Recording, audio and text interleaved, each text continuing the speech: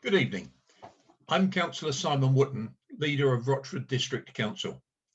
I'm pleased to open this virtual webinar public engagement session, which will focus predominantly on the Rayleigh site's pre-application part of the Council's Asset Delivery Programme. I would like to extend a warm welcome to members of the public who have given their time to join us this evening. Although it feels very different to a physical meeting, we have become used to working virtually over many months. So in the circumstances, this is the best medium possible. I stress, however, that this is only part of the engagement process with members of the community.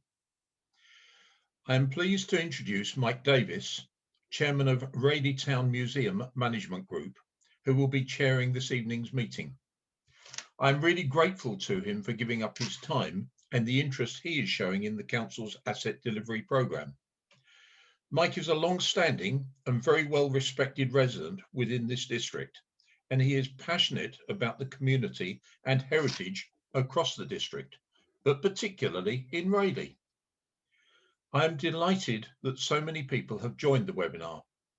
As well as taking questions later in the presentations, you are invited to ask questions during the webinar using the web chat facility. At long last, it is a pleasure to be able to discuss the proposals in more detail and invite you to share in the vision. I want to emphasize, however, that contrary to what I have seen reported in various places, these are just proposals at present. Nothing is set in stone, so feedback is not just welcomed, but vital to help shape what the final scheme will look like, both in Rayleigh and in Rochford. We want to hear what people think. The meeting will be recorded and shared for those who are unable to attend. At this point, I will hand over to Mike Davis. Mike, over to you. My thanks to Councillor Simon Wootton, the leader of Rochford District Council, for that most generous introduction. We have a number of presentations this evening. In this, the second of two such webinars relating to the 6 sites across Rochford as part of the Rochford District Council Asset Delivery Programme. Tonight, we are going to deal specifically with the Rayleigh plans, although it is important to note that all 6 sites, to include the 3 in Rochford, are part of the overall package, and the panel are happy to deal with the overview as may be required. Thank you for agreeing to take part in our live webinar. Nearly 200 people have registered to attend, and we have received to date over 140 questions, to include those relating to our heritage, the Mount, the new community centre, the environment, COVID, financials, transport, and many more. And everyone's contribution, comments, and opinions are very much valued. Everyone's concerns will be addressed. The question and answer session will last in the region of 1 hour, and in order to deal with as many questions as possible, I ask that both questions and answers be as brief as possible so we can try and cover as many different issues as we possibly can. Indeed, some responses may have a more detailed explanation on the Rochford District Council Voyage Partnership website by the end of the week. Please be aware that you may appear on camera and be heard on microphone by everyone accessing this presentation. This webinar will be recorded, and by participating, you consent to being part of that recording, which, as with the Rochford presentation, will be available on the Rochford District Council website.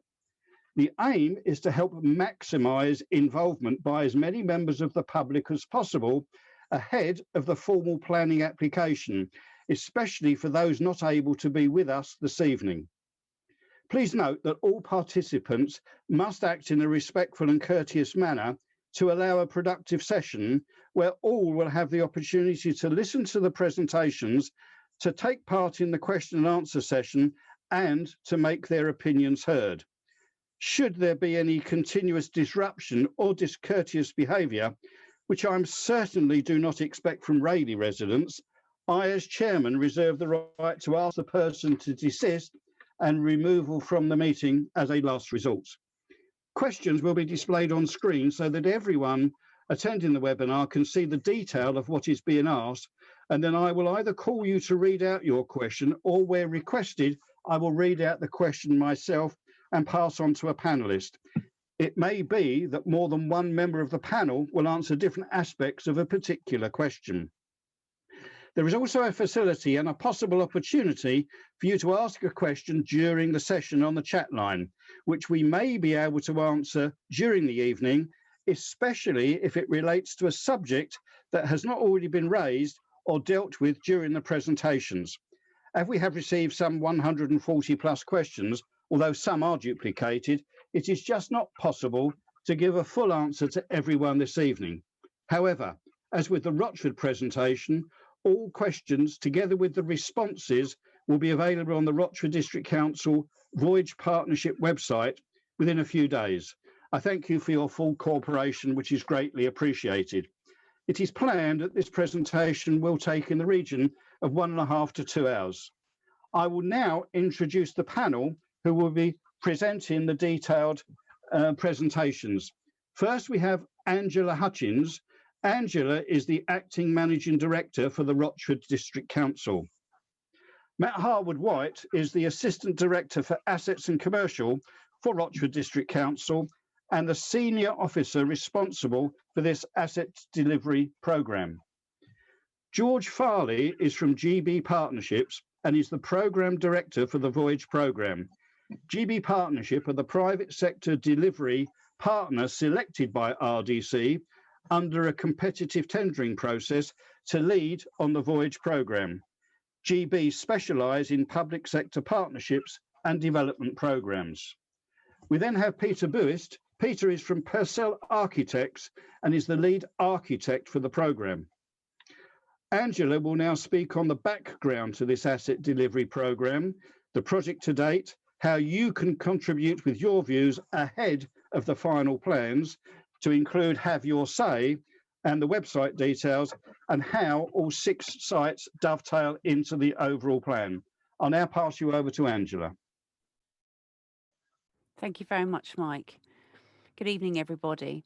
Many people have asked how and why we've come to this particular set of proposals, so I think it's worth explaining that in some detail.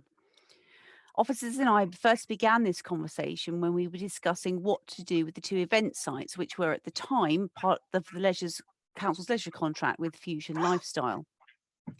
We already knew that event sites were becoming a financial problem for councils. 20 years ago, when the leisure contract was let, they were the mainstay of weddings, parties and entertainment. But over the last 2 decades, that market has changed, and with more venues available for public hire and with better facilities, both the Freight House and the Mill Hall were looking pretty tired and were becoming uneconomic to run. That made us then look at the rest of the council's real estate, the Civic Suite in Rayleigh and the council's offices in Rochford, and we noticed a number of recurring themes. Firstly, they were all ageing buildings which were in need of significant updating, not just in terms of bricks and mortar, but also in terms of electrics, mechanics, and technology to bring them up to modern standards like broadband, Wi-Fi, projection equipment, etc. They were expensive to heat, light, operate, and maintain, and they had limited opportunities to go green. We also noticed that they were heritage sites, which limited the scope for widespread updating, and they didn't work particularly well as modern spaces. For example, the porter cabin reception at South Street is cramped and unwelcoming, and the Great Eastern Room at Freight House has poor acoustics. Finally, we noticed that the spaces were underutilised for their size, and that didn't mean that they were necessarily not well used, but they were the wrong size for most of their users. There were singular desk spaces that were needed at South Street and more, but not enough meeting room spaces or collaborative spaces. And the fixed furniture of the council chamber is so restrictive that it's virtually impossible to use that space for anything other than council meetings. And at other times, it's sat empty. We also noted that the hireable space at Freight House and Mill Hall was limited and often too big or too small for many ordinary events. And so booking capacity was limited and the commercial model was uneconomic. We knew all council we would need to be smart to find the money to upgrade these buildings. As a council, we have no borrowing, and nor do we have savings which could be spent without a strong business case to justify the investment.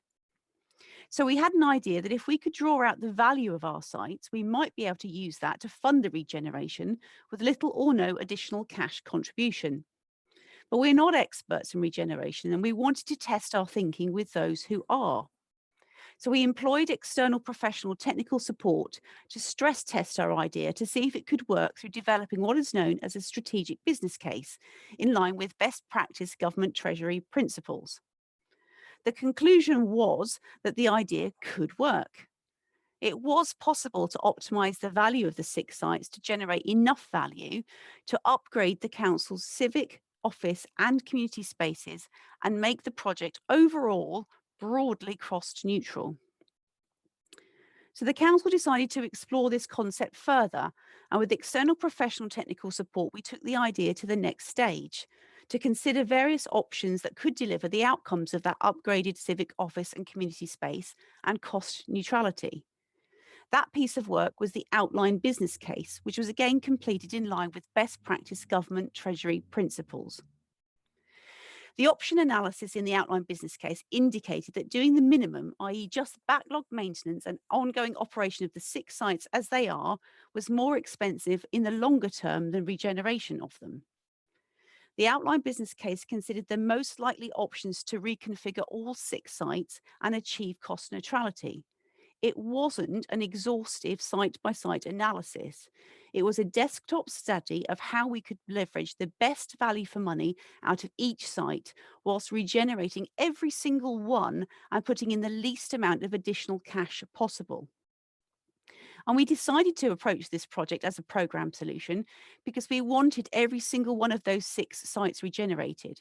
We didn't want any of them to be left behind. We didn't want any of them to be treated more preferentially than the other.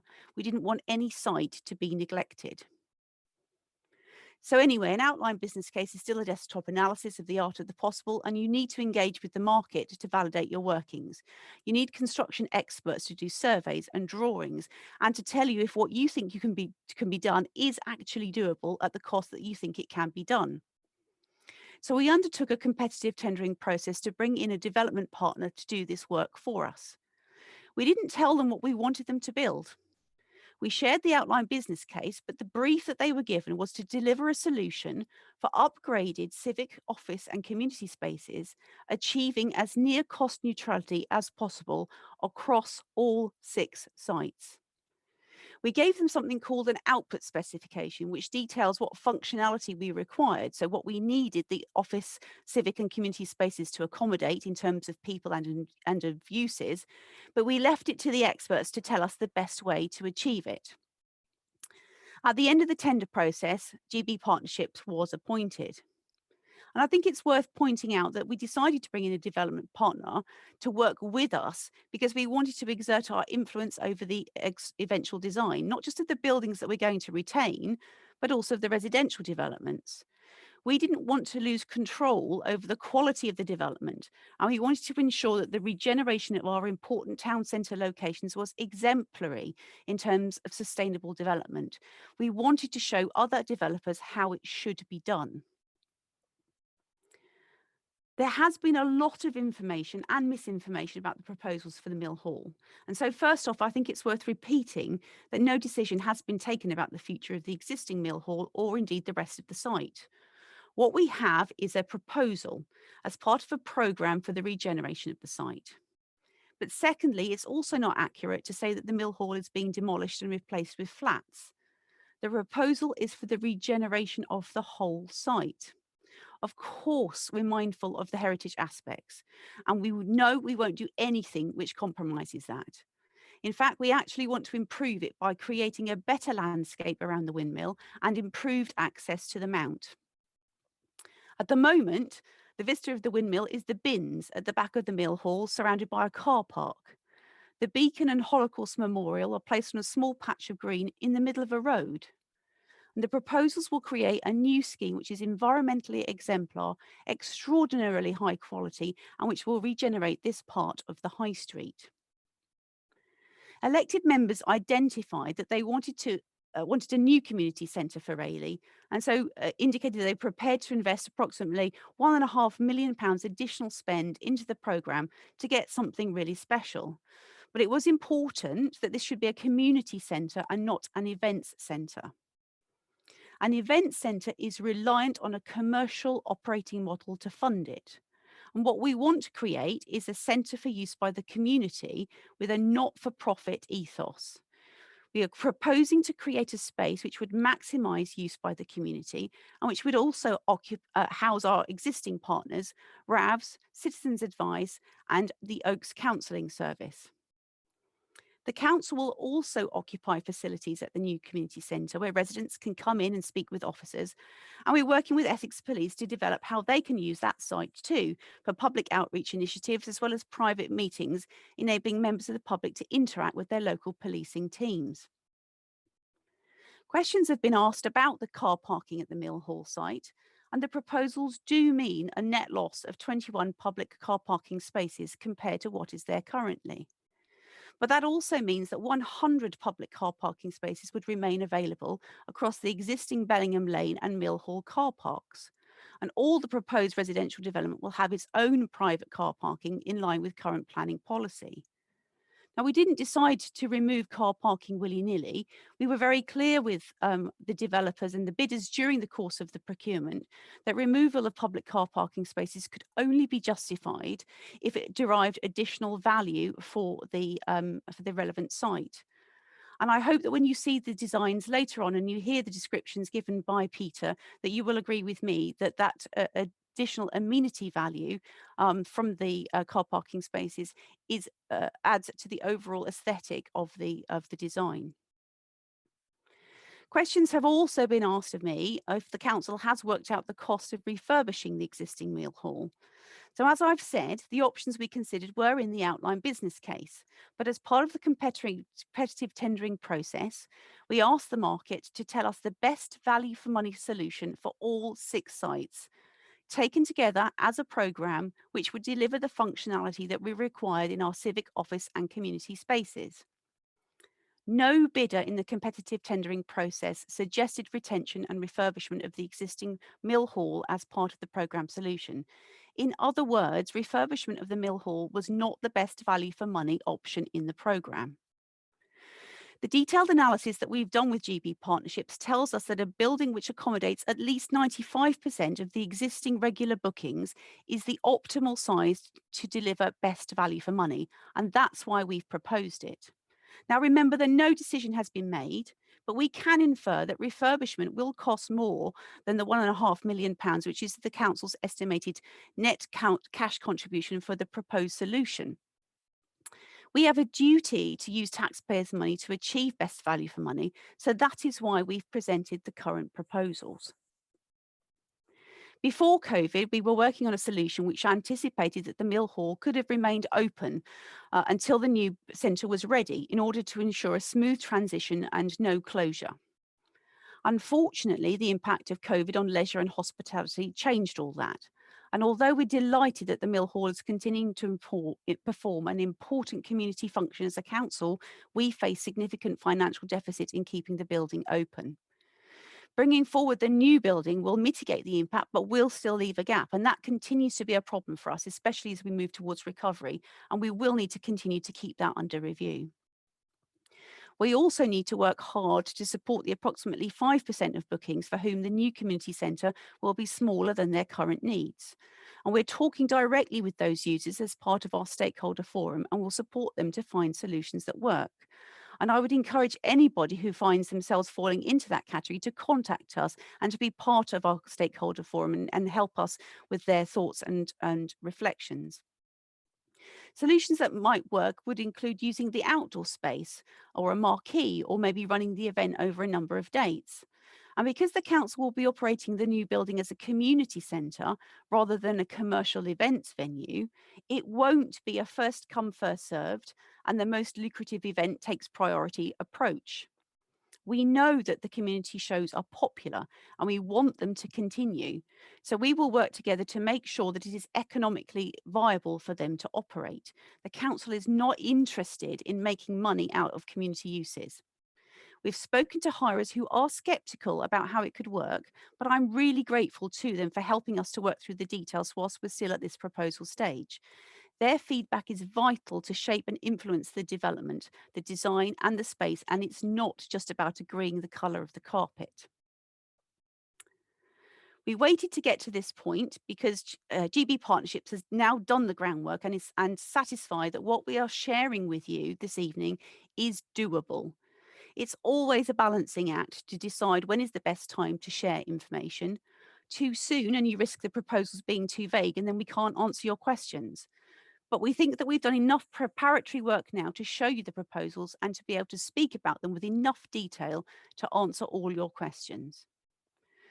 So working with GB Partnerships, we want to create new council buildings which are environmentally and financially sustainable for the future, that will maintain community facilities in Rochford and in Rayleigh, that will maintain accommodation for our partner organisations, that are true to our heritage settings, and that will create 21st century fit buildings with state-of-the-art technology.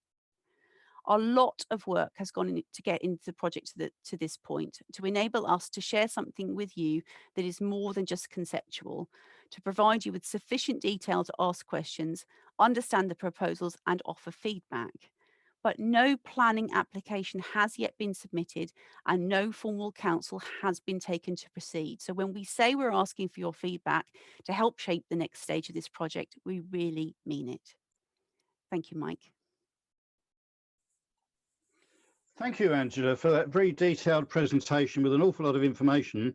And can I just remind everybody at this stage, please, that if you want to reflect on some of the things that Angela said, it will be available because this presentation is being recorded and you can refresh your memory or look at any particular parts of detail that you may want to.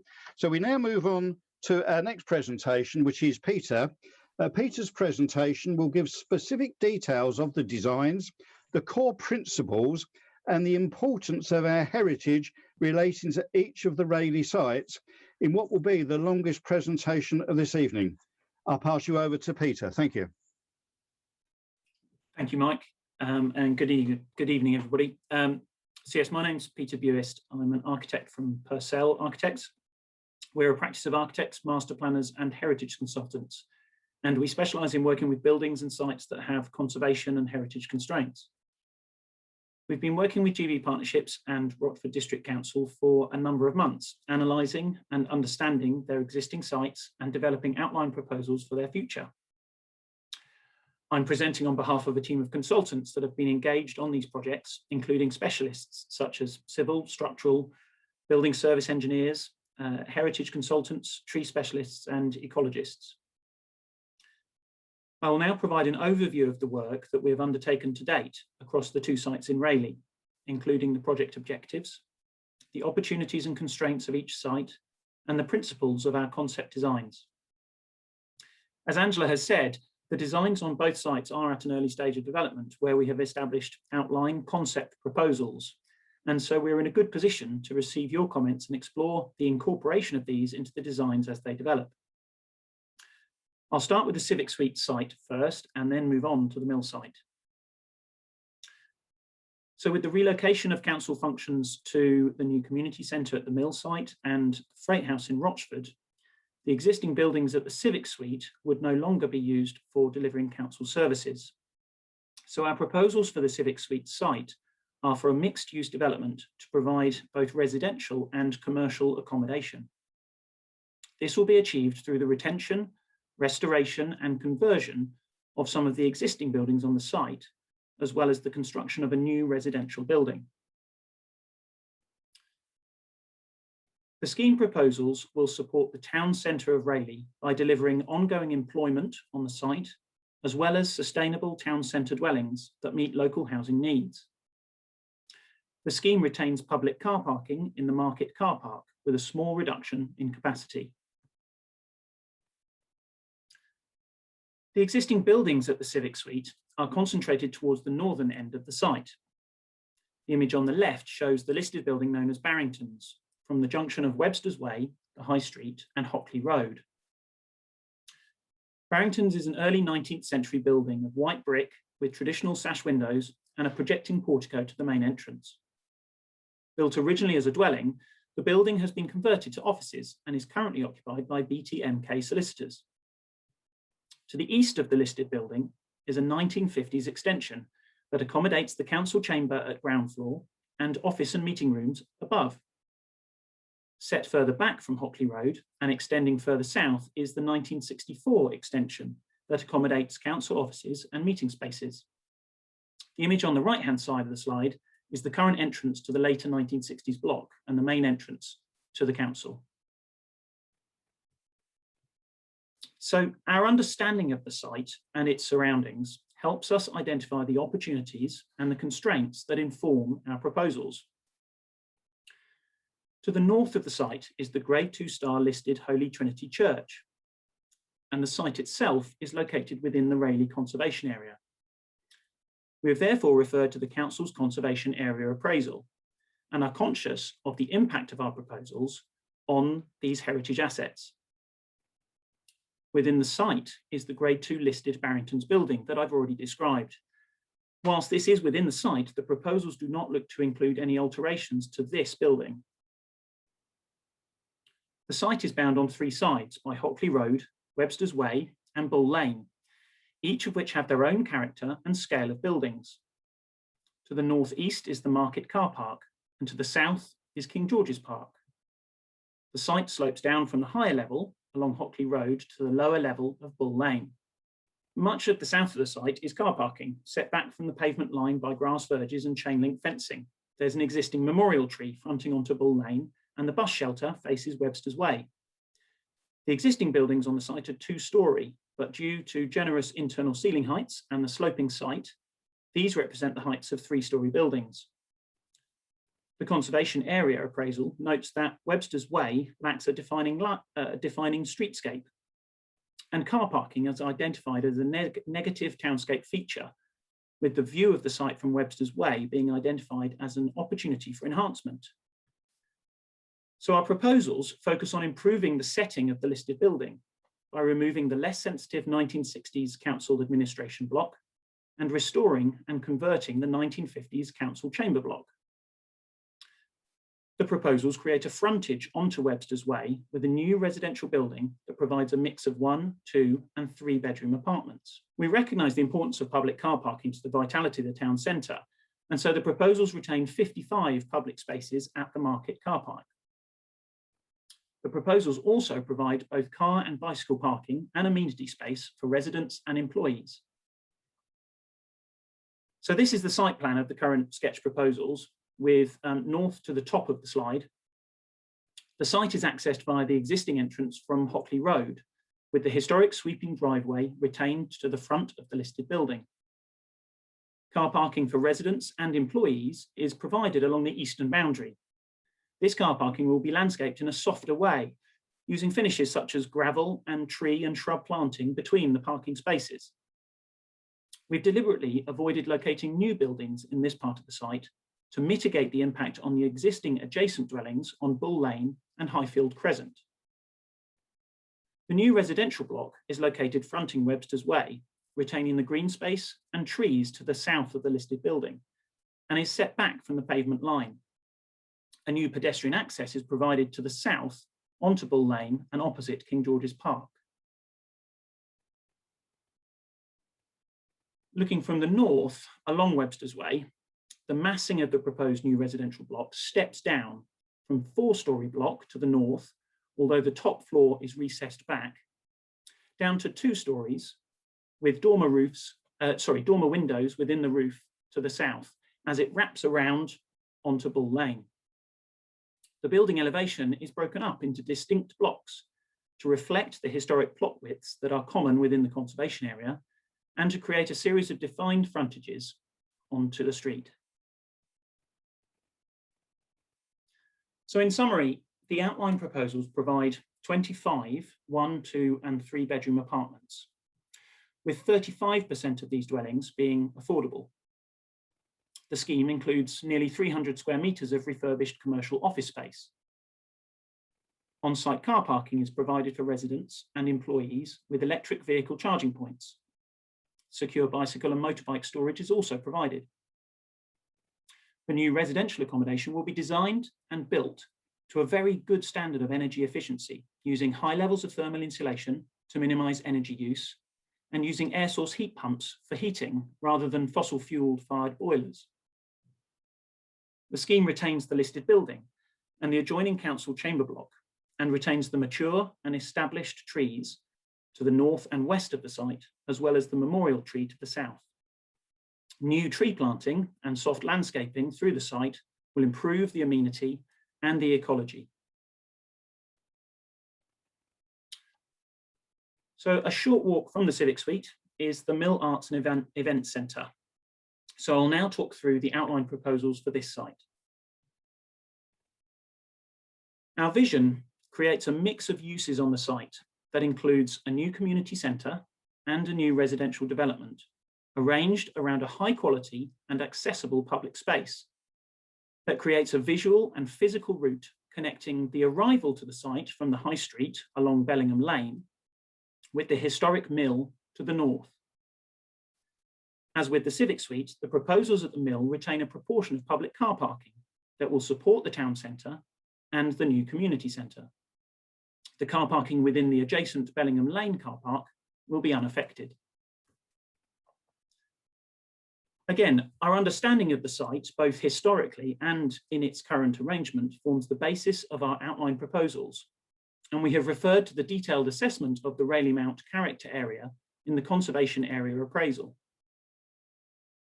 The Mill Hall, as a building, was constructed in 1971, with alterations made in the late 1990s. It's a two-storey flat-roofed assembly building that has an overall height equivalent to a residential three-storey building. The site itself creates a transition between the town and the Mount. The open green space, located to the southern end, accommodates the beacon, memorial, and bench seating amongst mature trees and grass banks. While the entrance and frontage of the Mill Hall addresses this green space, it has a sense of turning its back on the historic mill. The conservation area appraisal notes the lack of a sense of enclosure to the site. Views from the southern end of the site through to the Windmill are relatively recent, having been opened up with the demolition in 1998 of a large industrial building, which was latterly used as a sports hall. And this may explain the current lack of definition to the site and the disjointed relationship between the mill and the Mill Hall. The site largely provides public car parking, albeit carefully landscaped, with an enclosed sensory garden to the north beyond the mill. It has a number of conservation and heritage influences. The site accommodates the approach and entrance to Rayleigh Mount, which is a scheduled ancient monument and is an important area of parkland, accommodating mature trees and green space. In fact, the site itself occupies what was the outer bailey of the Mount. To the north end of the site is the 19th century Grade II listed windmill, and the site is in the Rayleigh conservation area. To the northeast, and outside of the site demise, is the historic terrace of 13 to 17 London Hill, which is also Grade II listed.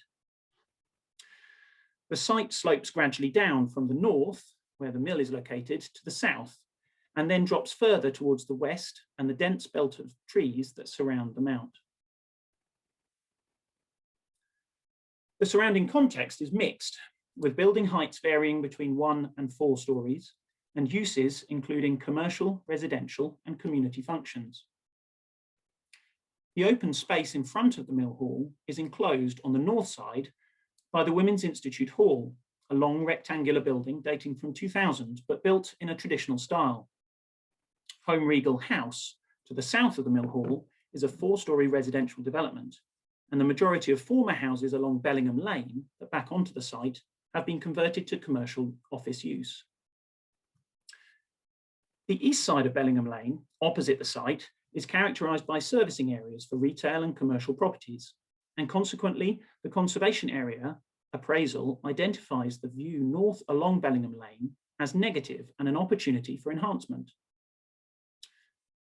The sketch plan on the slide shows the proposed master plan for the site, with north rotated to the right hand of the slide. As I've explained, the concept is to create a high quality pedestrian prioritised route through the site. To the east of this route, so to the bottom of the drawing, is the new community centre and public car parking. To the west, which is to the top of the drawing, is the residential development, which consists of houses and apartments with gardens and parking to the rear. The proposals include the demolition of the existing Mill Arts and Events Centre and its replacement with a modern, sustainable and flexible community centre that forms a better relationship with the mill. This will create opportunities for the two community assets to be used together for public and private functions and events. 30 public car parking spaces will be provided on the site next to the new community centre.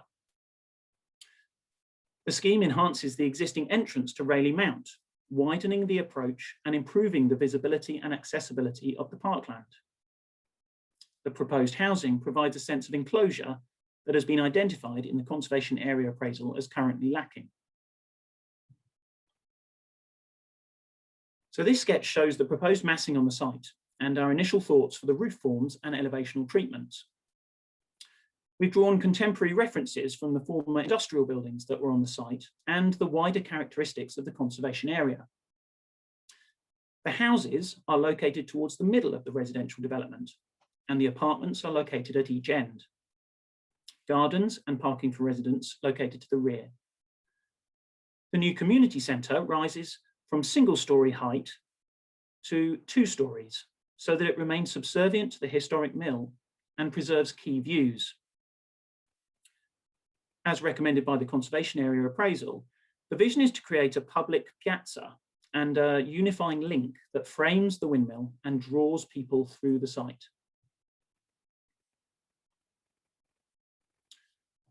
A view from the northern end shows the proposed community centre.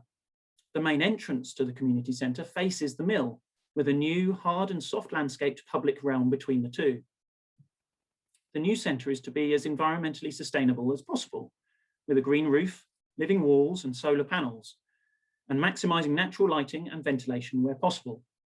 Again, it will be heated through air source heat pumps, so there is no reliance on fossil fuels.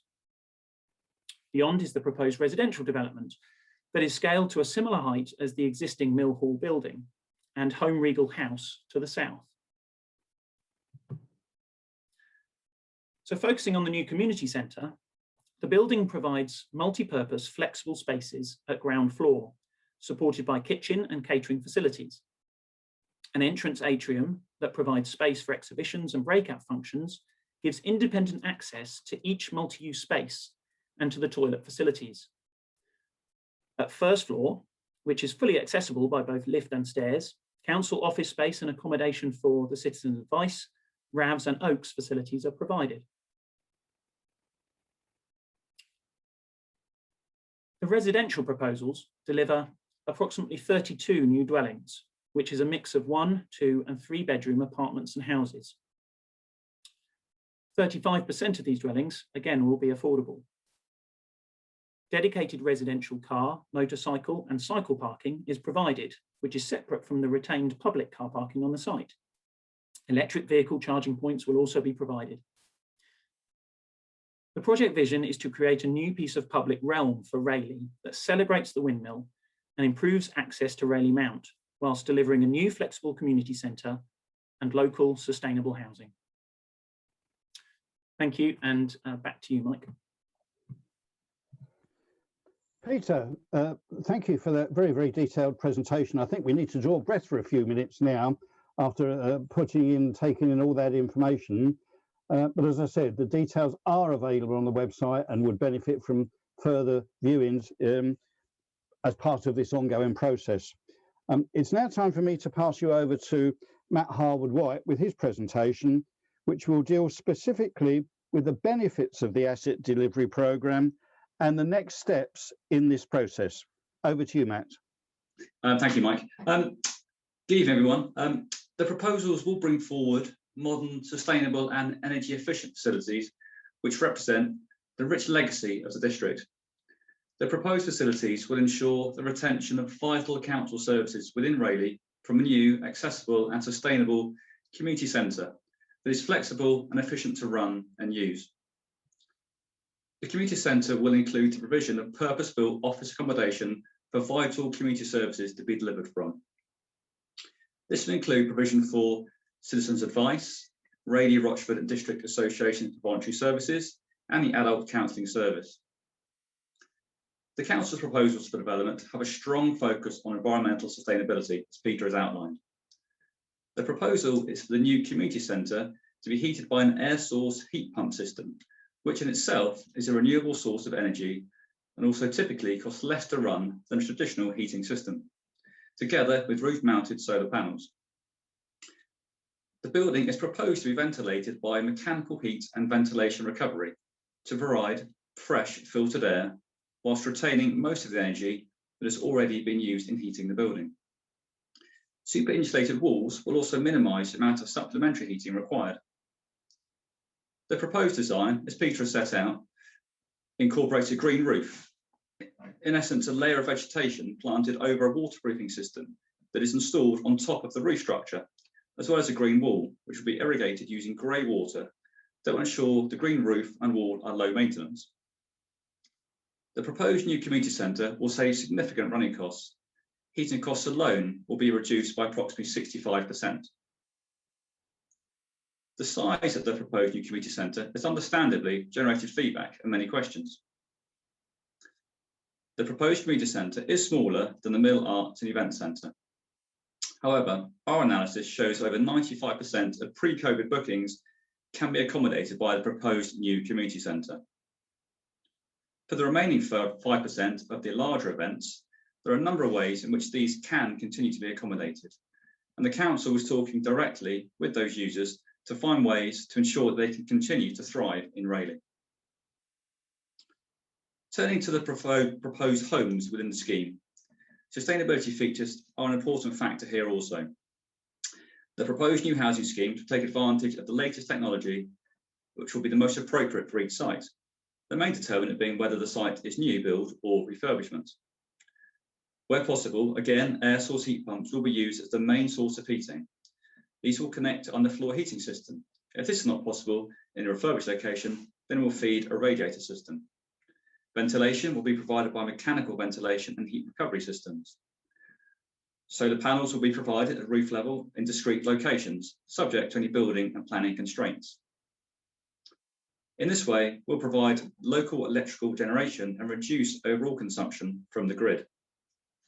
In addition, electric vehicle charging points will also be provided on every residential site. As Peter set out, the proposals will also preserve and enhance the setting of the listed Windmill, now a popular wedding venue, and preserve the setting of the listed Barrington's building on the Civic Suite site.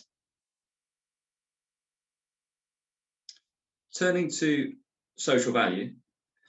Social value has been a key theme since the early part of this programme, and that's about how we can secure wider social, economic and environmental benefits through the programme. The Council set out the importance of this when developing the early phase of the programme, and GB partnerships have responded positively. When we talk about social value, what we mean is things including skills and employment. The programme will create apprenticeships and work placements. We're looking at the local supply chain and sourcing locally. We'll also set out how we can protect the environment with sustainable solutions with energy efficient developments, as touched on just previously.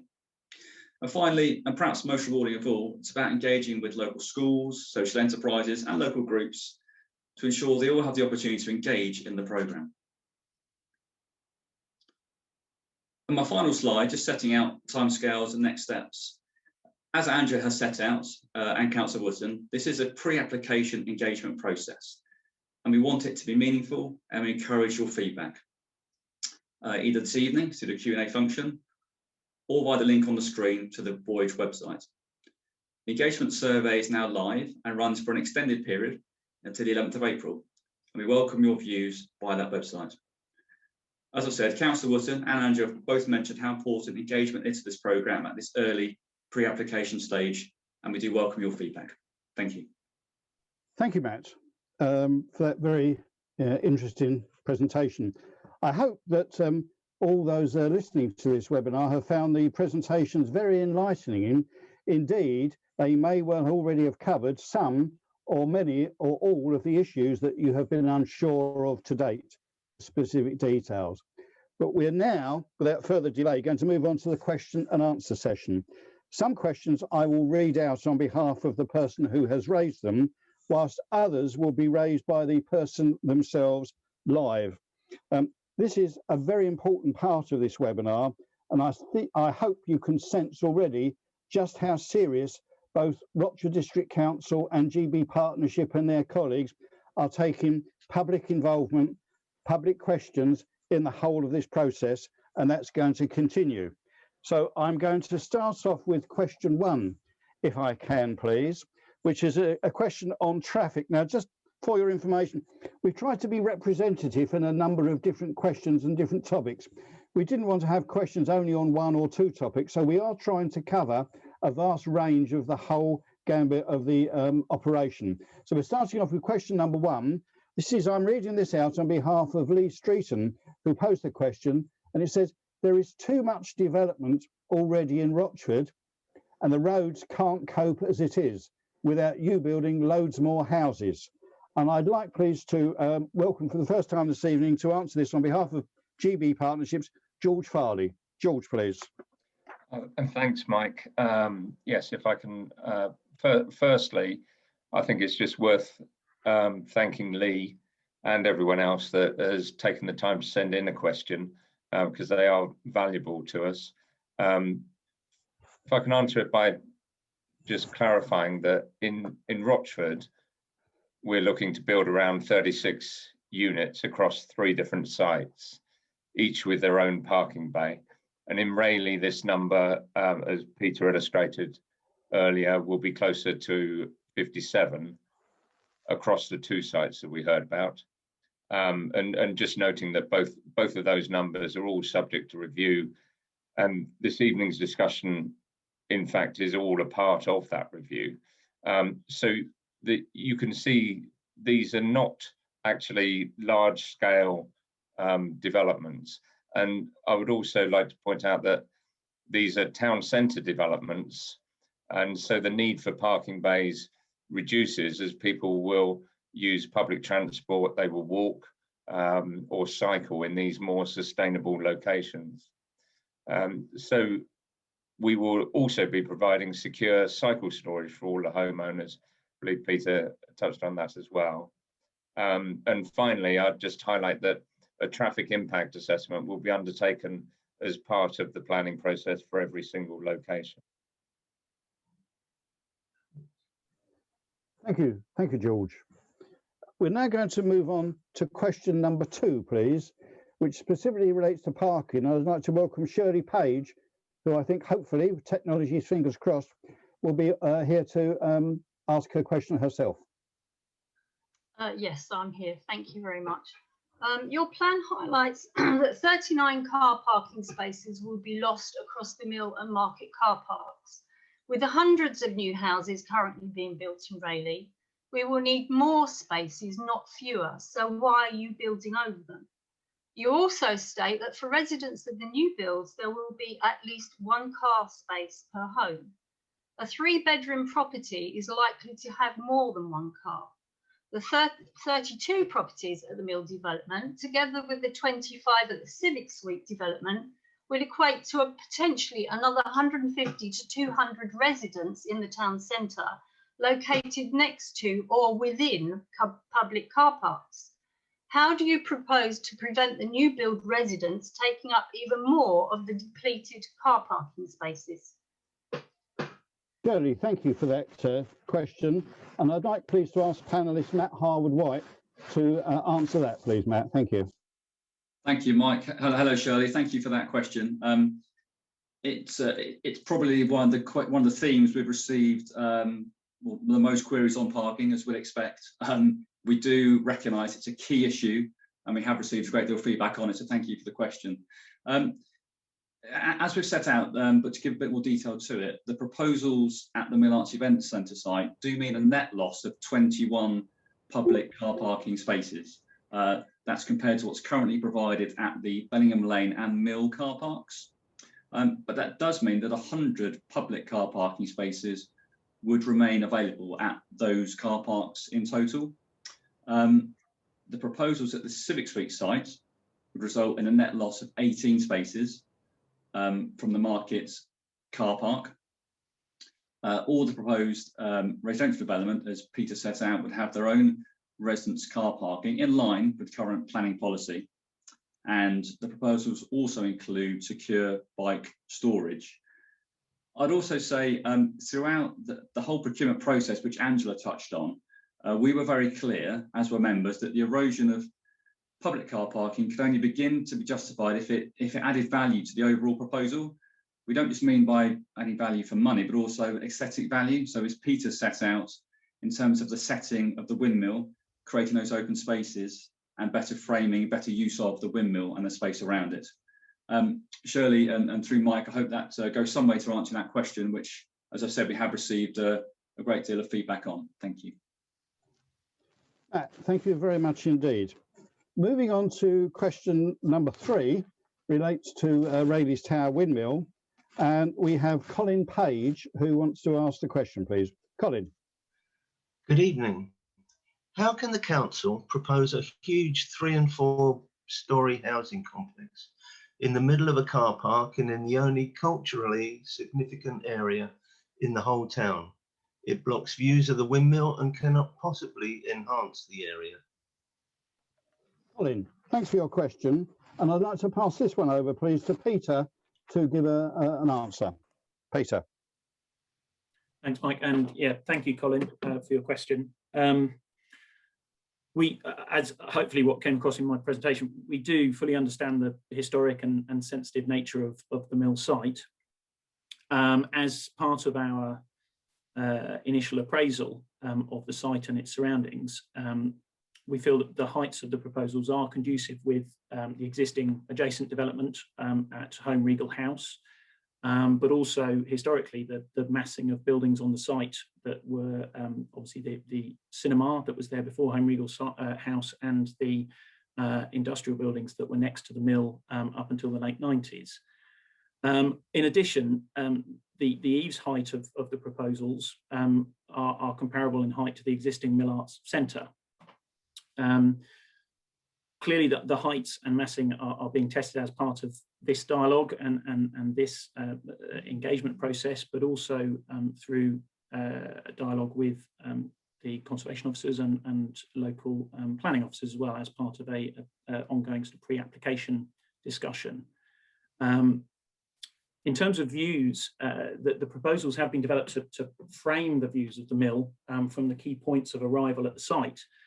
Those being from the entrance onto the site from Bellingham Lane to the south, but also retaining views of the mill. There's important views from the church as you come along the road in between the existing houses. So the development has been very much kept away from those areas to retain those key views across the town.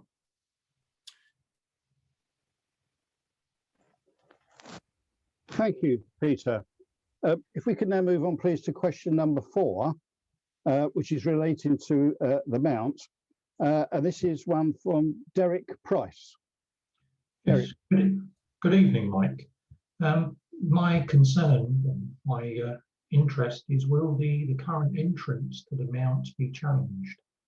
As in the slope from the car park down into the outer bailey. Peter, I think this is another one for you, please. Yes, I can pick that up, Mike. Thank you, Derek. So the current access to Rayleigh Mount will be retained in its current position. In fact, the proposals for the site look to improve the approach and the footpath to the Mount by widening the entrance and making it more visible from Bellingham Lane. At the moment, it feels somewhat quite sort of recessive and diminutive when approaching the site from Bellingham Lane, and we want to celebrate that with a stronger visibility from the entrance to the site. In addition, we won't be closing or causing any closure of entrance to the Mount during construction, so that will be maintained throughout the project for safe access to and from the Mount. In addition, we we also recognise the potential adverse impact to wildlife that a project like this might have. And as such, we've employed a qualified ecologist onto the team to advise on measures that we need to be taking now, and certainly before and during and after the construction process. I hope that goes some way to allaying your concerns. Peter, sorry, Derek, does that deal with your question? Yes, it does. Thank you, Mike. No, thank you. It's important that we do have a fair exchange of views. Can I just make a mention, please? Those people who know me, by the way, know that I'm not very technical, and some of this technology is way ahead of me and beyond me. But I think I can just mention, just as a side, during this presentation, colleagues who are feverishly working away in the background and don't want to be filmed have already answered and responded to 50 questions that have been raised during the meeting. So you can see that even if your question is not raised live during the meeting, all of the questions and all of the answers and responses and details will be available on the Rochford District Council website.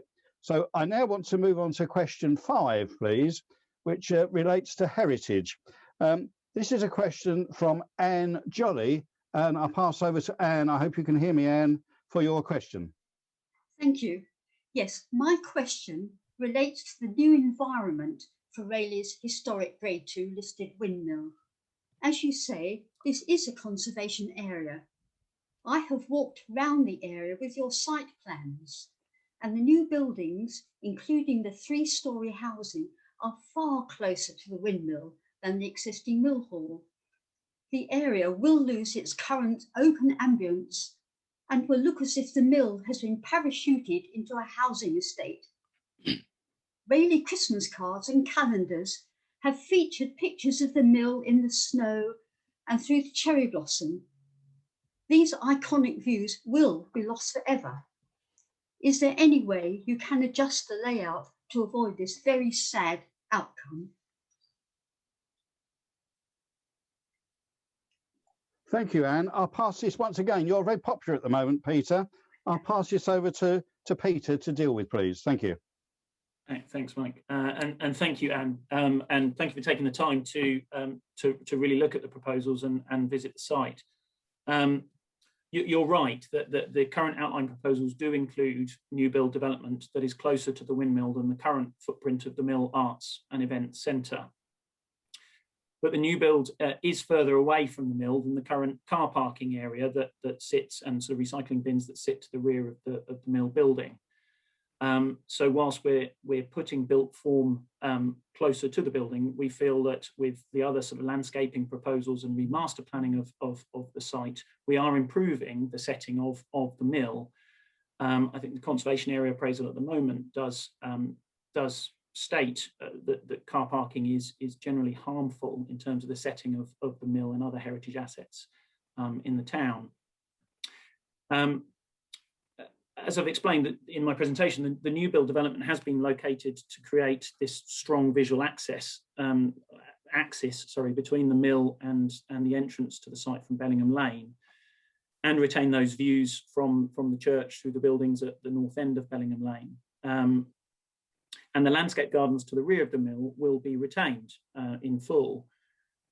So hopefully those picturesque views can still be retained, can still be achieved with the landscaping to the rear of the mill and with new public space to the front of the mill. Whilst there's obviously some existing trees will need to be removed to accommodate the new development, these will be replaced with a selection of species and location of new trees that are being carefully considered to enhance the setting of the mill.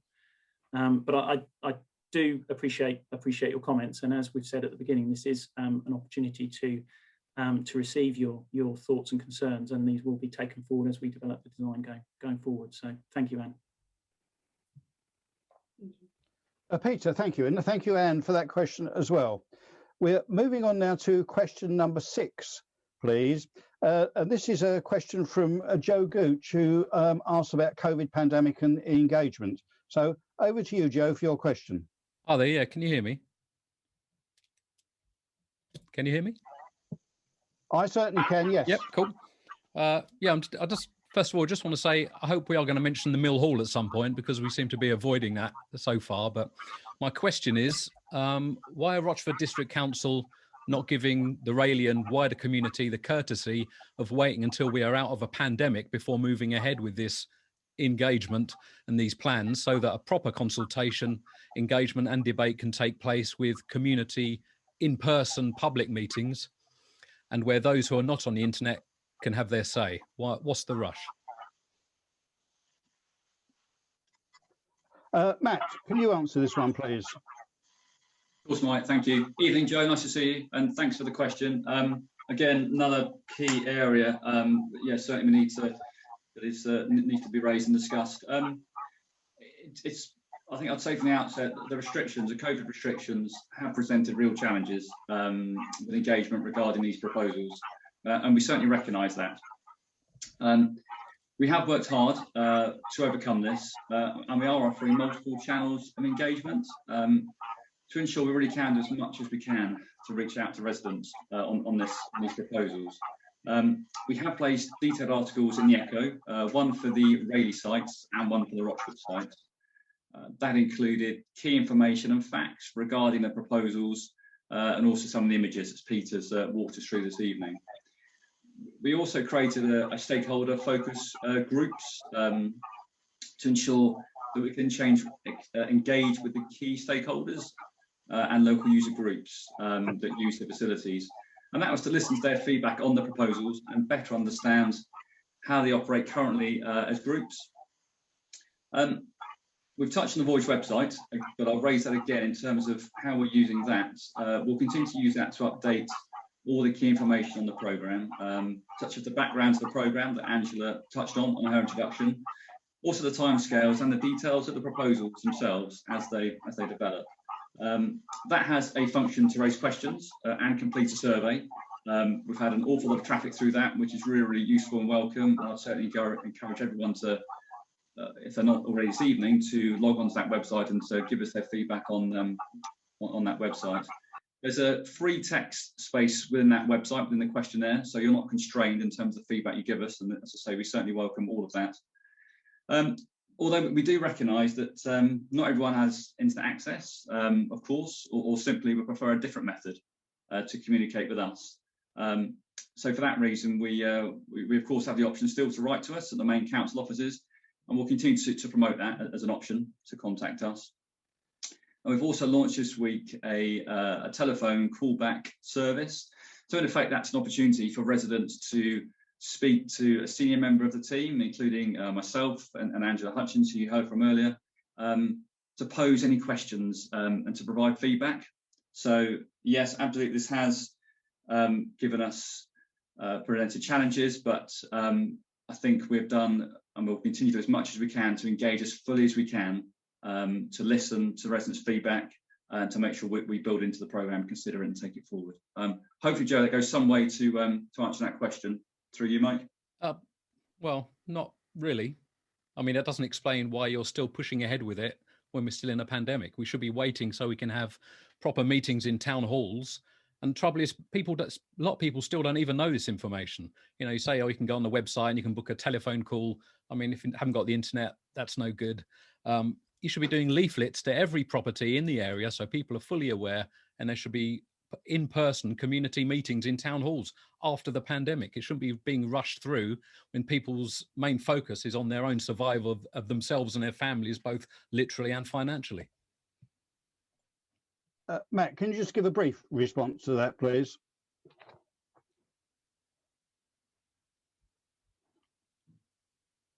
Did you hear that, Matt? Sorry. Sorry, I just lost connection, Mike. Apologies. I'm back now, but the last 30 seconds. Apologies, Joe. I lost the last 30 seconds there. No, I said you should be sending leaflets to every address in Rayleigh and the surrounding area, because it's a community centre which we all use. I mean, you know, there's been a lot of unsubstantiated claims about it being underused and under capacity, which is ridiculous, as you know as well as I do. It's booked on a per room cost basis, not a capacity basis, and it's used every single day of the year. But that aside, that's a reason why everyone in Rayleigh should be getting contacted via leaflet, and why there should be public town hall meetings in person after the pandemic, and it shouldn't be getting rushed through now. Matt, a brief response, please. Yeah, of course, if I may. I believe, Mike, through you, Mike, Angela Hutchins would like to come in at this point, but just before she does, Joe, I completely understand those concerns and those issues. Just to flag, of course, as Angela did in her introduction, no decision has been taken yet, so we are still at engagement stage. This will still go to members in October for a final decision. We are still at the engagement stage. Yes, we've considered leafleting, and we have a campaign of that when the restrictions allow us to. But yeah, I completely hear what you're saying, Joe, in terms of that point. Matt, thank you. Thank you, Matt. I think Angela H would like to come in. I was going to say, can I pass over to Angela, please, to give a further response? Angela. Thank you, Mike. Just really I think Matt beat me to the punch there. Essentially, this project has been running since 2019 and indeed in the early months, the latter months of 2018. So it's been a project that's been ongoing for a long time. We always knew that we were going to start to engage with the community as soon as we had proposals at a state that was sufficiently detailed to be able to bring them forward, and that time is now. But the reason we're bringing it forward now is, as Matt said, we've still got plenty of time for that engagement process to take place. We haven't yet got a planning application, and we haven't yet got a decision. And we're not planning to take any decisions until the back end of this year. As soon as lockdown is lifted at the end of this month, we'll look again at our communication and engagement strategy. We've already had some feedback from people who would like to participate in the stakeholder forum and from other groups of interested stakeholders that we need to contact directly. And then we'll be able to engage with them in a much more fulsome way than we can. As you know, the government roadmap prevents indoor meetings at present, and so it's just not possible under current restrictions to have town hall meetings. Well, that's why you should wait until afterwards then, isn't it? But that doesn't mean the business stops, and that's, you know, and the council continues to deliver business through digital meetings and to engage the public as every other authority across the country does. So that's the reason to wait until after the pandemic, isn't it? To make sure that we can achieve as many things as we can, and then we'll continue to keep that under review as the restrictions change following the Prime Minister's roadmap. Thank you, Mike. No, thank you, Angela. That's a fairly comprehensive answer you've had from two of the panelists, Joe. I'm sure that if you want to continue with that conversation, they'll be more than happy if you do so via the website and the questions that ever you want to. You did mention at the beginning of your question, Joe, that you're disappointed and surprised, I think, as to why the Mill Hall has not mentioned. So if we move on to question number 7, I can solve that for you straight away. With question number 7, please, which relates to design. Will the new development of the Mill Hall, and this is a question from Dawn Wood, please. Good evening. Will the new redevelopment of the Mill Hall include the green out the front to be developed, as it's the area that the whole of Rayleigh residents use on a constant basis to meet families, especially in the COVID situation at the moment? Peter, perhaps this is another one that you can answer, please, to give details of how the public can relax in the various aspects of the whole of the development, whether it's the Century Garden, whether it's where the new Holocaust Memorial is going to be. So perhaps I can pass over to you, please, Peter. Yes, certainly. Thanks, Mike, and thank you, Dawn. So I can say that the green space in front of the mill is not going to be built on. It's not going to be developed in terms of new buildings. But the proposal is to look at its re-landscaping to respond to new vehicular access and circulation into the site from Bellingham Lane. And that re-landscaping will look to retain the existing trees that are on that area as much as we possibly can. The proposals allow for the careful and sympathetic relocation of the beacon and the memorial. At the moment, we're proposing to relocate those to the north part of the site, either into the existing sensory garden that's beyond the mill, or certainly to the part of the public realm that's being created around the mill. And that will be away from the sort of immediate traffic along Bellingham Lane and the current sort of vehicular routes around the existing green space, and will ensure that they're fully accessible to the public at all times. So we hope that the new location will better reflect the importance of these civic memorials and be safer for residents to access. But we of course welcome, one of the reasons for these sessions is to welcome feedback on options and any ideas and thoughts for any precise locations. We've also completed a full tree survey, taking into account the current condition and expected remaining lifespan of the trees on site. And the trees with the most value are those towards the entrance into the car park and near to the memorials. So whilst some trees across the site have got structural defects due to overcrowding, and some have sort of maximum numbers of years remaining in terms of their natural lifespan, as the scheme develops in more detail with input from landscape architects and arboriculturalists, we will be developing a replanting scheme with suitable trees across the site. So hopefully that sort of responds. As I say, there's certainly no, we think from an urban design and architectural and master planning perspective, that arrivals point off Bellingham Lane onto the site is really important. And certainly any sort of infilling of that with built form onto Bellingham Lane would be, wouldn't be the right solution in any way. It's about inviting and encouraging people into the site towards the entrance to the mount or up towards the mill that we want to achieve with the design proposals. Okay. So, Thank you, Peter. As I've said, we are trying to cover during this question and answer session as many diverse and varied questions from the attendees and those who've submitted questions as we possibly can for the whole range of the whole project. And I know from reading various papers and various conversations I've had with people, one of the big concerns of the whole project regarding the Mill Hall is larger events. So I'd like to move on to question number 8, if I can, please. And this is a question from Wendy Edwards. So Wendy, can I pass over to you, please? Yes, okay, thank you very much. I feel that a few of my question has been answered in the presentations earlier, but I do understand the reason for the development. But my concern is the size of the accommodation it provides for larger groups and organisations. I realise that the proposed plan will cater for most of the groups and events that use the facilities already. But I would like to ask you to consider larger groups who already use the mill, as well as recognising that there will be occasions when a larger venue is required. I believe there will no longer be anywhere within the Rochford district which would be able to cater for events of more than 200 people. Thank you, Wendy, for that question. And I think this is one that I'd like to pass over to Matt, please, if you can answer it. Certainly, Mike. Evening, Wendy. Thank you for the question. As you say, yes, it's probably with parking, probably one of our top queries as we anticipated, and so quite right that we consider it this evening. In terms of response, I think you all know the Mill Arts Events Centre has been the mainstay of private events since 1971 at that location.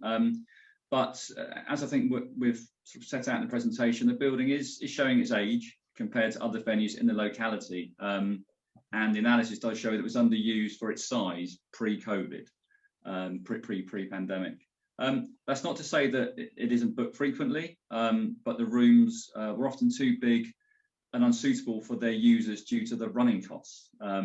So which in effect meant that the real charges would not have been competitive for those booking the space. So the proposed scheme, and as we've said this evening, I stress the word proposed, these are just proposals at this point, is to replace the existing building with a brand new community centre, which will be owned and operated by the council. In terms of the size and design that was arrived upon following analysis of the room requirements of the most popular users of those rooms.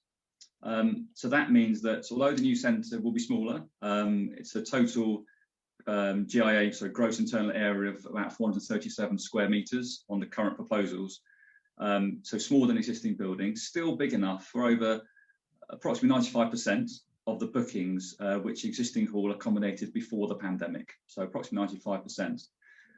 For the remaining of bookings, that is, for the remaining 95% of the large events you referred to, Wendy, so those in excess of 170 people seated, there are a number of ways that we can work with them to ensure they can continue to be accommodated. We are talking directly with them through the stakeholder focus groups on a one-to-one basis to ensure that we can find ways together that they can continue to thrive in Rayleigh. So we are talking to them in detail at part of those stakeholder forums. It's also worth saying that because I've said the council would operate the building as a community centre rather than a commercial events hire, if you like, it won't need to be on a first come, first served basis or a most lucrative event takes priority.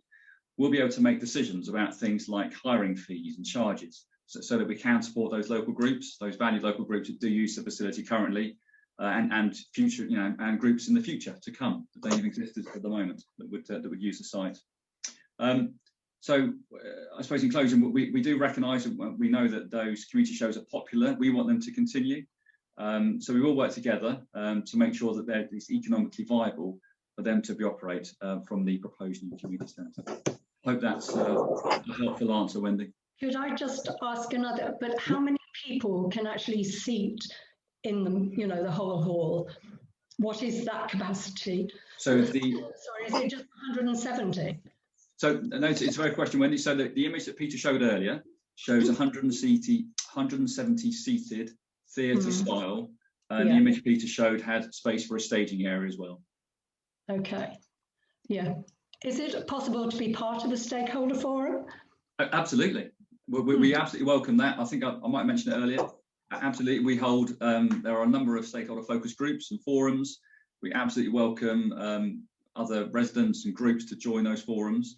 My colleague Dawn Tribe, part of the leadership team at the council, is on this call tonight, working on the background on the questions.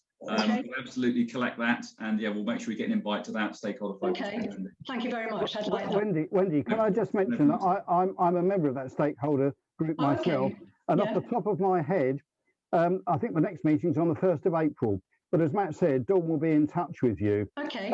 Matt, can I just ask sort of a half a supplementary, please? Because Wendy's question did mention, I believe there will no longer be anywhere within the Rochford district which will be able to cater for large events. Would you like to just give just a couple of sentences, perhaps on the Freight House and the arrangements within the Freight House for holding large events there, as well as in the new community centre? Thank you. Yeah, of course, man, and no problem at all. So the proposals for the Freight House, and I'll put Peter on the spot now to see if he's got any the figures to hand. But while I'm talking, the proposals for that site are to refurbish the existing Freight House. We spent a good hour on this at the previous webinar. So that's about to refurbish that facility to enable the room to be subdividable, so for smaller groups again, but also for larger groups, to improve the access to the open space to the rear of the facility. Angela touched on, in terms of refurbishment, that would include a better acoustic solution. It's very echoey in there for anyone that's used it, so how we deal with that, and essentially refurbishing the site for the community. So it's absolutely categorical that site will be for the community to use, to hire, to enjoy, and welcome back after that proposed refurbishment. Yeah, okay. I'll speak with somebody again, I'm sure. Thank you very much. Matt, thank you for that. You've just highlighted one of the aspects of the whole project, is that we have to take all 6 sites rather than one site in isolation. I know that, understandably, some people are more interested in one site or one aspect of the overall project, but it is the overall whole picture rather than just one individual for the whole of the Rochford District Council. So thanks to Wendy for that question. And we now move on to question number 9, please. This one relates to future management, and I believe hopefully we have Richard Lambourne ready to ask his question. Richard. Actually, the question has changed.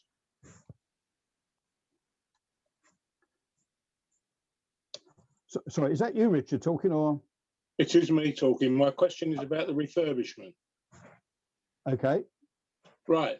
There has been press comments that the mill hall is dire and cannot be brought up to standard. This has been substantiated by comments tonight. Can this be expanded upon? I have seen reports by ex-employees that routine maintenance requests have been declined over a 15-year period. Is that true? In any event, When did it become known that the buildings were unsustainable? And was that information shared with the council taxpayers? Also, what would be the actual cost to bring each venue up to an acceptable standard? Richard, thank you. I'm going to initially, if I can please, Matt, pass this one over to you, but it may be that Angela may also want to I think it's political as well. Simon Wootton should comment on this one. By all means, Richard, yes, I'm quite happy for that. Matt, would you like to start? Of course, Mike, thank you. Evening, Richard, thank you for your question. It's quite a lengthy answer, so I'll work my way through it, if that's okay. And as I say, Angela may wish to come in afterwards, or indeed any other member of the panel. So I think it's in two parts. So to take the first part, the council has a contract with Fusion Lifestyle, who are responsible to manage the leisure buildings across the district. So that does include the Mill Arts and Event Centre. And they are responsible for the repairs and maintenance of the site and the capital investment of all the facilities, including the mill. The council monitors that contract through a contract mechanism, through site visits, inspections, operational and strategic meetings with Fusion Lifestyle. It's, of course, is it was a long 20-year contract when it was first let in 2002, and various leisure organisations have managed the building through those years, currently through Fusion Lifestyle. So hopefully that answers the first part of the question. In terms of the part of the question, Richard, talking about when this was first raised and sort of the process and when it was made available to taxpayers and the information, just to give a bit of background building on Andrew's introduction, the asset strategy, the council's asset strategy, was developed in consultation with members back in 2018, and that set the strategy for the vision and objectives of the council's asset base. So that strategy identified 6 key strategic sites to be taken forward as part of an asset delivery programme, and the mill was identified at that stage when that came forward. So the strategy, when it's first written in 2018, introduced an asset delivery programme, which set out how the programme would consider the future service delivery needs of the council and determine how those needs and strategic assets should be developed to develop the key sites to meet those strategic assets within the strategy. It set out that the programme, the asset delivery programme, would validate the scale and nature of those opportunities available to the council, and essentially establish through a high-level assessment the best order of prioritisation in regard to the strategy. That essentially led to a strategic outline case, which then built into an outline business case, and that was approved by members in January 2019 and is available on our website. The programme, and as Mike mentioned earlier, it's very much a programme-based approach, was based on the premise of regeneration of all 6 sites in the programme, so 4 in Rochford and 2 in Rayleigh, of course, of which the mill is one. And that was about generating enough value through all 6 sites to upgrade our civic buildings, our office and community spaces, to make the overall project broadly cost neutral. The reason we took it as a programme approach is because we didn't want any of the sites to be treated more preferentially than any other. So for that reason, we didn't treat them individually, because we wanted to drive out the value of the sites to cross-subsidise the buildings. The question was therefore whether we could get best value for money across all those 6 sites. So moving forward, we took professional advice and we put together an outline business case in line with best practice and government treasury principles. The analysis in the outline business case identified that doing minimum, in effect, just backlog maintenance and ongoing operation of the 6 sites, was more expensive in the longer term than regeneration. The outline business case considered the most likely options to reconfigure all 6 sites and achieve cost neutrality. This wasn't an exhaustive site-by-site analysis, it was a desktop study of how we could leverage the best value for money out of each site while regenerating every single one and putting in the least amount of additional cash as possible, with the aim, once again, of achieving broad cost neutrality. So at the competitive tendering process of this programme, we asked the market to give us the best value for money solution for all 6 sites, again taken as a programme, which would deliver the functionality that we require in our civic, office and crucially community spaces. No bidder in the competitive tendering process suggested retention and refurbishment of the existing Mill Arts Event Centre as part of that programme solution. So in other words, refurbishment of the Mill Arts Event Centre was not the best value for money option in the programme. Richard, in closing, on this point, elected members at that point identified they wanted a new community centre for Rayleigh, and so prepared to invest approximately £1.5 million additional spend in the programme to create that proposed new community centre in the heart of Rayleigh. Mike, Richard, it's a lengthy answer, but hopefully that answers suitably the question that you posed this evening, Richard. Thank you. I don't think it did, because I've asked you whether over a 15-year period you've declined, the buildings have been deliberately run down, and now all of a sudden we now have to replace them.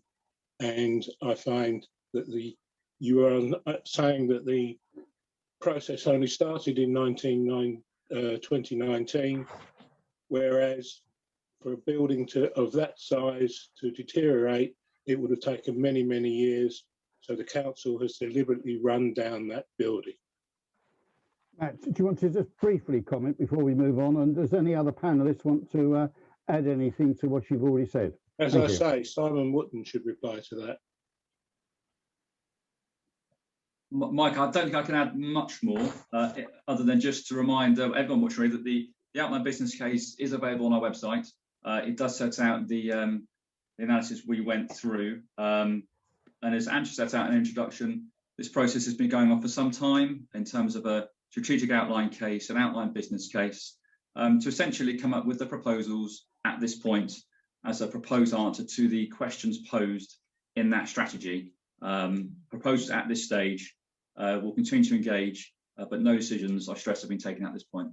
Thank you, Simon. Matt, thank you. Richard, I'm sure that you want to continue that conversation outside of this particular forum, and I'm sure there'll be a number of opportunities in a number of ways for you to continue with your questions. Chairman? Yes? Simon. Chairman, I'm more than happy to acknowledge Richard's request and come in if you wish me to. Yes, by all means, Councillor Wootton, if you want to make a brief statement, please feel free to do so. Thank you very much, Chairman. I think that's a really interesting point that Richard has raised, if I may address you as Richard, please. No problem. I probably take issue with the word deliberately, because I'm not sure that sounds as if there was, intent to do it, and I don't believe that has happened. But actually, I accept the spirit of your comment by saying that the building is in a poor state, if I'm honest with you, and the public sector tends not to have a good reputation for maintaining buildings in terms of its actual structure, and there are many reasons for that. And I think with the outsourced provider with Fusion, I'm not sure that they've maintained it to perhaps the desired level. The trouble is that public bodies, when they talk about raising council tax, they always look at other services, and capital investment in the buildings just to pretty them up tends not to be high on the agenda. And we can have a debate another day as to whether that's right or wrong. I think it's disappointing, and I tend to be with you in that view. But I think we've got 3 issues here. We've got, let's accept, a bit of a rundown over many, many years for whatever reason. And I agree with you with the inference that you've got there. But we've also got to look to the future in terms of the environmental issues.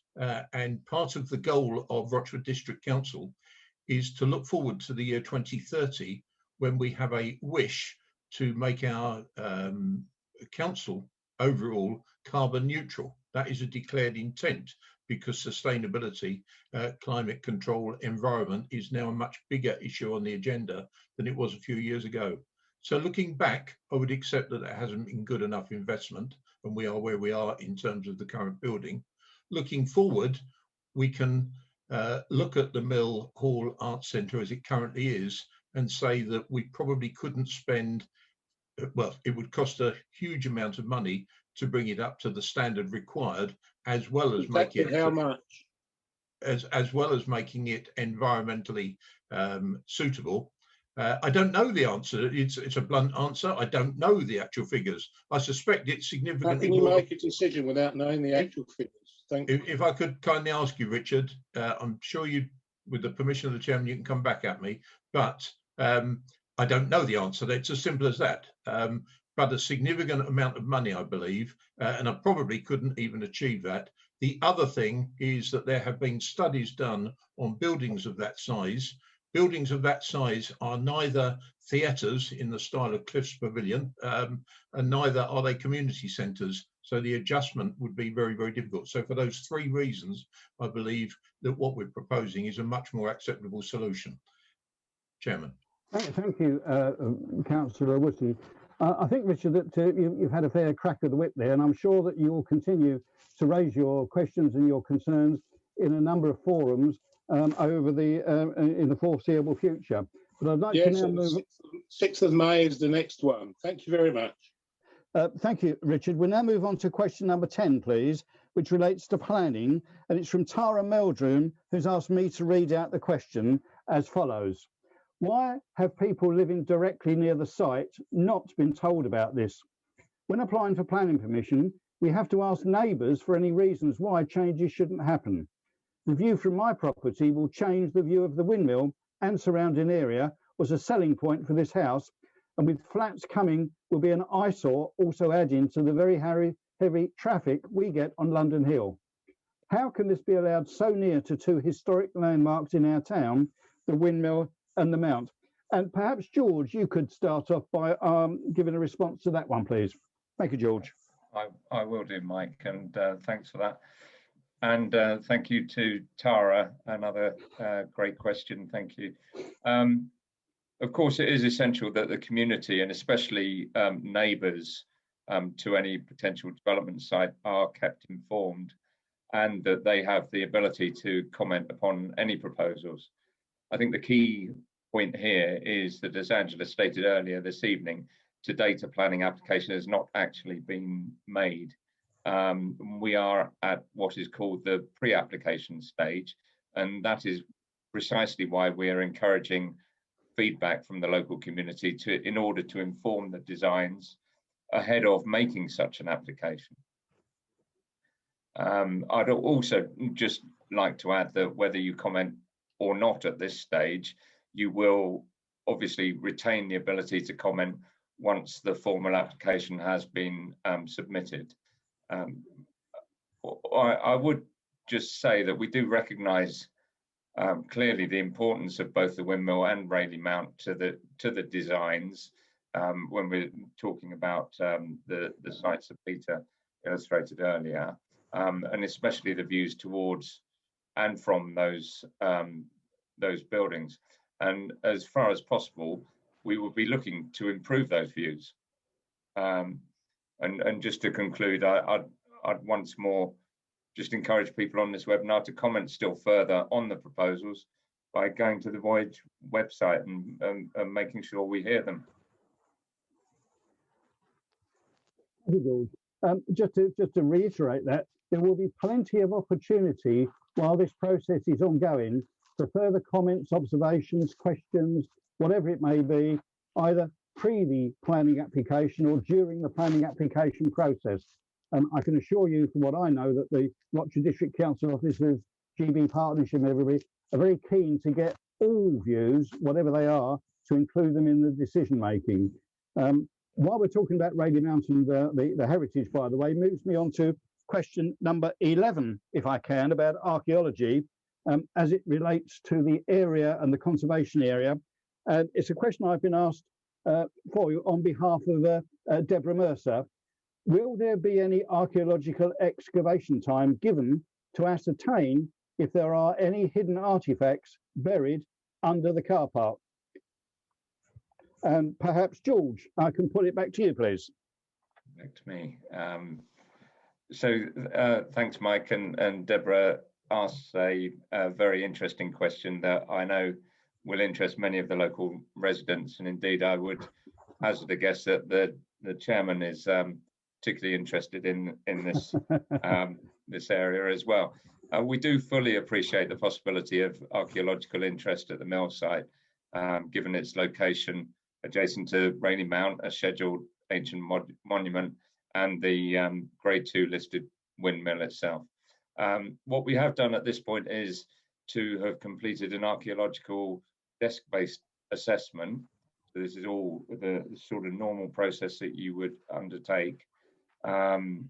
We've undertaken that for the whole of the site, and that then informs our discussions with the county archaeologist and other consultees on the precise investigations that will be needed in advance of any building works. So we don't know the answer yet, but we will find out the answer as to exactly what is needed before building work starts. George, thank you very much indeed. You're quite right. I do have a particular interest in this, and I have a number of friends and colleagues who are members of the Rayleigh Mounts National Trust, Rayleigh Windmill, even I say the Regal Cinema that used to be on the site of Home Regal House and the whole area. I don't think anybody's suggesting for one moment that there's any royal personage buried under the car park, as in Leicester, but we never know. And of course, it's an important part of our history that we need to be aware of and take into account. So thank you very much for that, George. I'm now moving on, if I can, please, to question number 12, as it relates to housing. And I've been asked this to ask this on behalf of Jill Hind. And the question is, how many flats of 1 bedroom, 2 bedrooms and 3 bedrooms will there be? And perhaps, Peter, I think this may have been covered earlier in the presentation, but perhaps I can ask you just to give an overview, please. Of course, Mike. Yes, and thanks, Jill, for the question. So just to sort of confirm the current accommodation that we have achieved with the outline proposals that were presented this evening.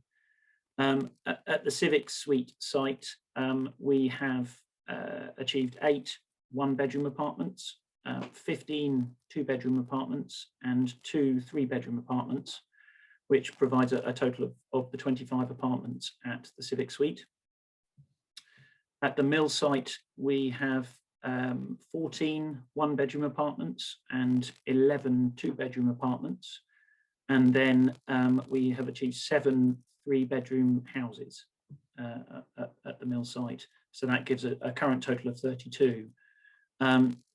Now, clearly, we're at the stage where we have the outline proposals as those develop based on comments and the engagement this evening. And as I said earlier, other input from stakeholders and also through a pre-application process with the planning authority. Those are subject to change, the designs will evolve and those numbers may move around.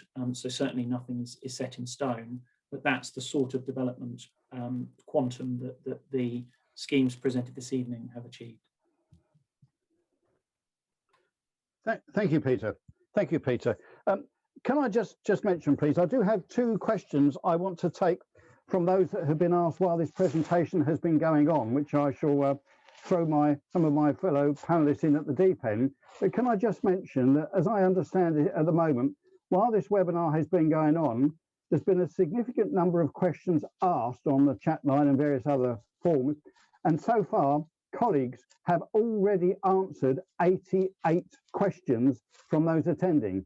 And as I said, just as a reminder, all the questions with all the responses will shortly be on the Rochford District Council Voyage Partnership website. So you can reflect on this evening's events, the presentations, the questions and the answers as part of the decision-making process. But I've just got at least 2 because I'm conscious of time, but 2 questions I could ask, please. One, and I'm afraid I don't have the name of the person who asked this, but it was from the question and answer.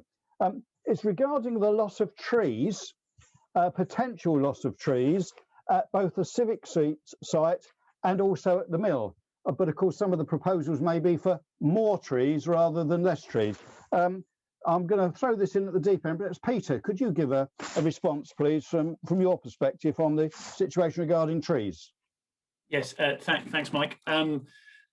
So we've already mentioned obviously that we have an arboriculturalist, so a tree specialist on the team, and they have undertaken surveys of all the trees at the Civic suite and at the mill site. And those have formed the basis of the proposals that we've shared this evening.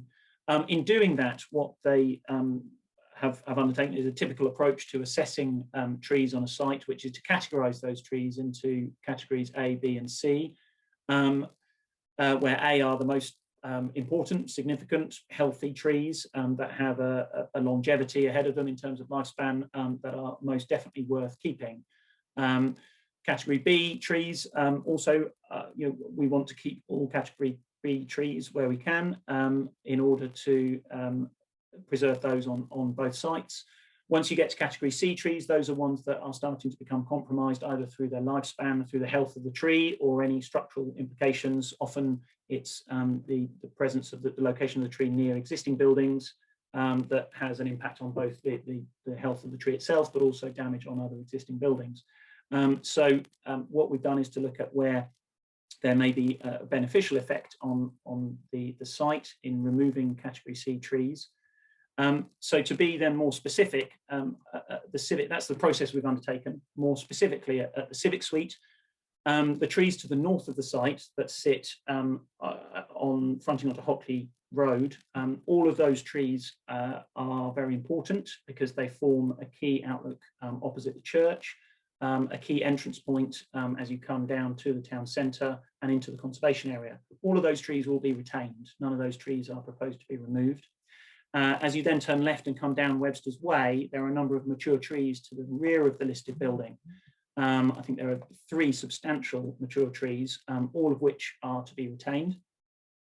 And that is one of the reasons why our new build proposal is set further down Webster's Way, leaving a substantial area of green space and retaining those trees to the rear of the listed building. There's a further larger mature tree that sits adjacent to the bus shelter along Webster's Way. If we can retain that, we are looking to try and retain that with the design of the building. We do have to be careful about root protection zones and canopy areas as well, but the intention is very much to retain that.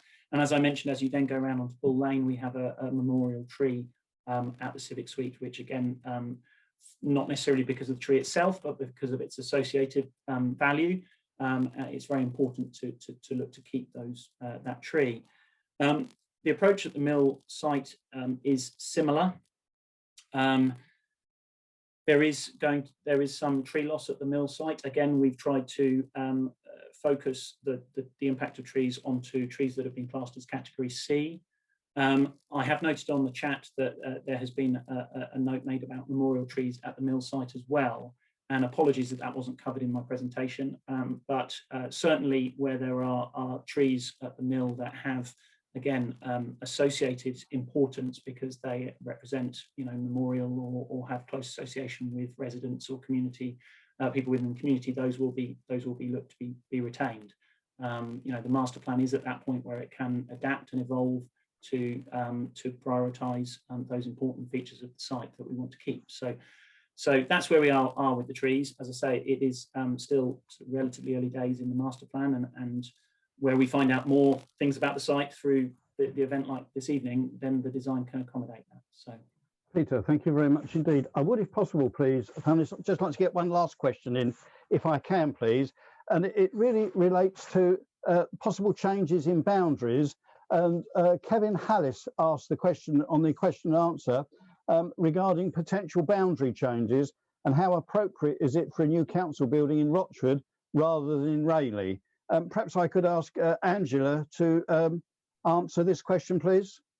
Thank you, Mike. I think it's worth saying that boundary reviews are always something that comes and goes within local government, but they are entirely out with our control. We're not in control of the timetable or the scope and scale of them, but they are kind of part of our everyday business insofar as we have to deal with the outputs of that. So I wouldn't necessarily rely on boundary review as a determining factor for decision making, but certainly we will keep a weather eye on it. I hear and very much and clearly understand that there's a natural pull towards Rayleigh, but the council's duty, of course, is to all of the district's residents, and that's why we took the programme approach to ensure that all 6 sites would be regenerated rather than just singling out 1 or 2. And it's worth pointing out, I think, that as part of our outline business case analysis, we did consider the merits of consolidating all council activity at the mill site, but our analysis showed that that wasn't the best value for money. So I think that's probably as much as I can contribute at this stage, Mike. Lovely. Thanks, Angela. I'm afraid to say that not for the first time I've overrun my time. I'm afraid that time has beaten us and I want to start to bring the meeting to a conclusion, please. I do hope that everybody has found it very interesting and informative, but also it's gone a long way to answer some of the questions, the queries and the things you didn't really understand. I would like, please, to say just a few words of thanks to all the panellists who've been working behind the scenes, to Paul Wilkins and colleagues from Azuro, to Nikki, to Dawn and others at both Rochford District Council and GB Partnerships in the background, who've done very much wonderful work in helping all the arrangements for this evening's presentation. I would just mention that although we're going to close the presentation in a moment, the webinar will remain open for up to 10 minutes, just in case you've got any further questions you want to ask. But please remember that the consultation period is still ongoing and you still have chances, if you reflect in a day or two on any other questions that you forgot to ask or didn't realise, or on reflection, everybody within this project is very, very keen to have you give them your views. But I'd now please like to pass and return to Councillor Simon Wootton to say a final few words this evening. Councillor Wootton. Thank you, Chairman. A personal thank you to you for the excellent way in which you have chaired this evening's meeting, and a thank you to every member of the public who has joined us this evening. It really is appreciated, and I think it is some irony that most of us, if not all of us, would have preferred to have a physical meeting. The irony is that through the technology and the times we're in, we probably had far more questions and the ability to answer far more questions through technology than we would have ever had the capability of doing in a physical meeting. So perhaps that balances out the lack of opportunity to have a meeting in that way. But look, I recognise the strength of feeling, particularly relating to the mill site, and especially to those with nostalgic memories of perhaps happy events that have been held there. Some individuals have already been very vocal in their opposition to the plans. Some have been supportive. I fear, and it is a factor that when people leave meetings like this, there may be some frustration that people feel that questions haven't been answered fully or satisfactorily. And I actually genuinely apologise for that, because there's been no intention not to answer questions that people have raised. But this programme is much more than demolishing a building. I'm afraid that I have to place on record my disappointment at some misinformation which has appeared mainly on social media channels, perhaps for political expediency. However, my job is to responsibly ensure our community is properly and accurately informed with the facts. I believe that we are doing that. This engagement is about listening and getting views, and also taking account of the broader picture. I accept and respect that there may be a wide range of differing opinions, but there has to be balance. It is about modernising and updating the council's estate so that it can support the whole community now and well into the 21st century. Our current estate fails that need on so many fronts. On the mill site, it is about creating a truly community facility, attractive to many more community groups than the current use within the existing mill hall. It is about a place where people can socialise, meet in their community groups, engage with the police, meet the council officers in a much better surrounds than the current Civic suite, have appointments with citizens' advice, be a base to house the Rayleigh, Rochford and District Association of Voluntary Service and the Open Adult Counselling Services. For the first time ever, the Rochford district will have purpose-built offices in Rochford supported with modern technology in which all our staff can work efficiently. Environmentally, we will have sustainable buildings costing far less to run and committed to reducing carbon footprint, and a huge step towards the Rochford District Council goal of being carbon neutral by the year 2030. Just not achievable, I'm afraid, with the current buildings. There's been a lot of talk about cost tonight. Financially, we're talking about a net cost in total of £1.5 million. 1.5 million based on the proposal we're talking about tonight. And from the completion of the project, cost avoidance of between £250,000 to £300,000 per annum. And that is equivalent to a council tax saving of 3 to 4% each year before taking account of other costs in running the council. It will be fully paid for in between 5 to 6 years. And it will generate multi-millions in our local economy. There is certainly food for thought for me this evening's meeting. The webinar will be shared and ongoing feedback continues to be welcomed via the Voyage Partnership website, or you can write to us at Voyage Partnership at the Rochford District Council South Street offices. Can I thank you all for attending? Have a good rest of your evening. Thank you very much.